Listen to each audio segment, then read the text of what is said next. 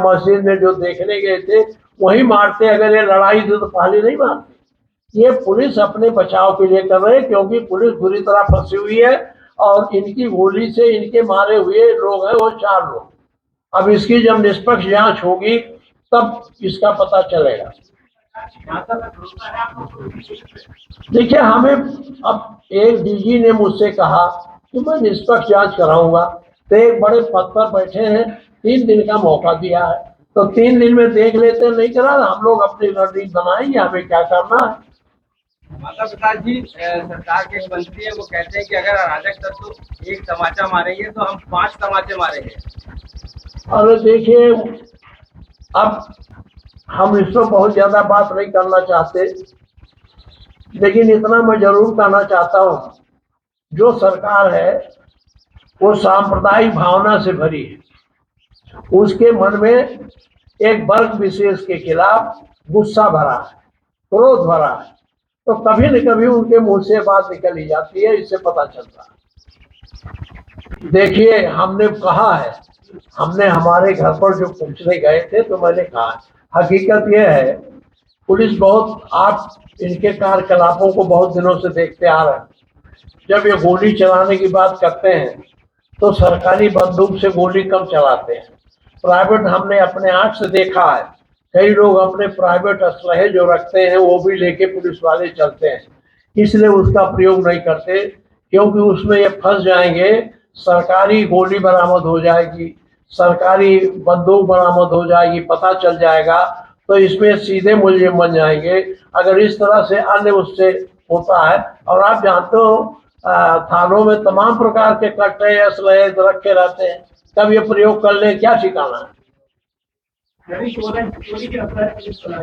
और अब तो रखती है कि नहीं रखती है, मैं तो इतना कहूंगा कि इनके यहाँ जो कट्टे वगैरह बरामद होते हैं इनके मालखाने में रखे जाते हैं, जब कभी इन्हें जरूरत होती होगी उसका प्रयोग करते हैं। समाजवादी पार्टी के मौजूदा सांसद और कुछ विधायक के ऊपर सरकार कह रही है कि भाई इन्हीं लोगों के बीच में मंच और इन्हीं लोगों के समर्थन आपस में लड़े। नहीं, ऐसा हो सकता है? आप बताएं, दोनों 4 लड़के मारे गए और चारों एक दूसरे को मारेंगे, ये संभव है? ये पुलिस जो है अपने बचाव में ये बयान दे रही है, पुलिस अपने बचाव के लिए कुछ भी कर सकती है। आप अभी चुनाव में आपने देखा होगा, आप लोग गए होंगे, हम तो गए हैं, जहां वोट पड़ रहा था मैंने देखा है। मैं गांव में गया हूँ, जिन गांव में जाता था मैं, जिसके घर बैठ जाता था उसके घर रात को एसडीएम पहुंच जाते थे, थानेदार पहुंच जाते थे। तो ये सरकार का लोकतंत्र में विश्वास ही नहीं है, ये लोकतांत्रिक तरीके से काम करते हैं। तो ये जब इनको हो गया था कि ये 19/11/2024 को सिविल जज चंदौसी के यहाँ याचिका दायर की गई।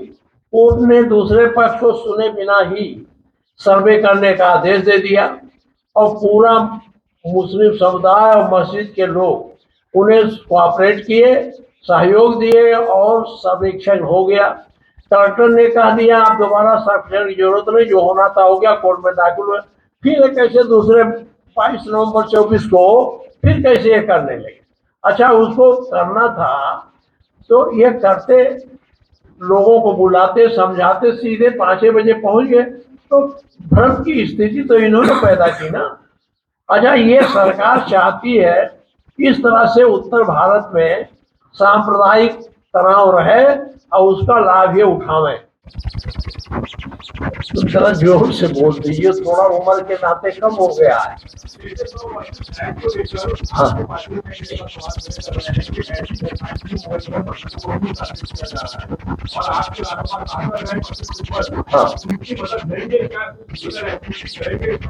देखिए, ये तो हम लोग, हमारे राष्ट्रीय अध्यक्ष रणनीति बनाएंगे, उसके हिसाब से होगा।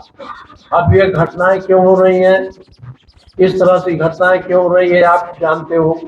आप ये भी जान लो कि जब वहाँ मंदिर मस्जिद का विवाद चला था तो 1991 में तत्कालीन प्रधानमंत्री बीपी नरसिम्हा राव से अगुवाई वाली कांग्रेस सरकार के कार्यकाल में प्लेसेज ऑफ वर्शिप एक्ट यानी पूजा स्थल का कानून पारित हुआ था।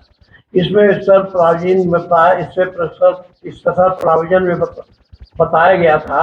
इस कानून के मुताबिक 15 अगस्त 1947 से पहले भारत में जिस धर्म की जो पूजा स्थल था उसे किसी दूसरे धर्म के पूजा स्थल में नहीं बदला जा सकता।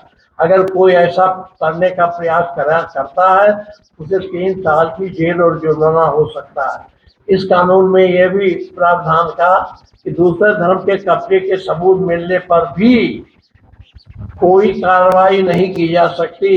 हालांकि अयोध्या में राम मंदिर के मामले को इस दायरे से बाहर रखा गया। ये कानून जब ऑलरेडी पहले से मौजूद है तो इस तरह से या तो इस कानून को बदल देते, पार्लियामेंट से कानून को बदल के तब इस तरह की कार्रवाई करते, लेकिन ये किसी बात का ये अधिनायकवादी सरकार है, इसलिए अपने मनमानी ढंग से काम करती है, न किसी कानून को मानती है न संविधान को मानती है। अपने फायदे को के दृष्टिगत ये सारी कार्रवाई करते, जिसका परिणाम ये संभल का दंगल बवाल है।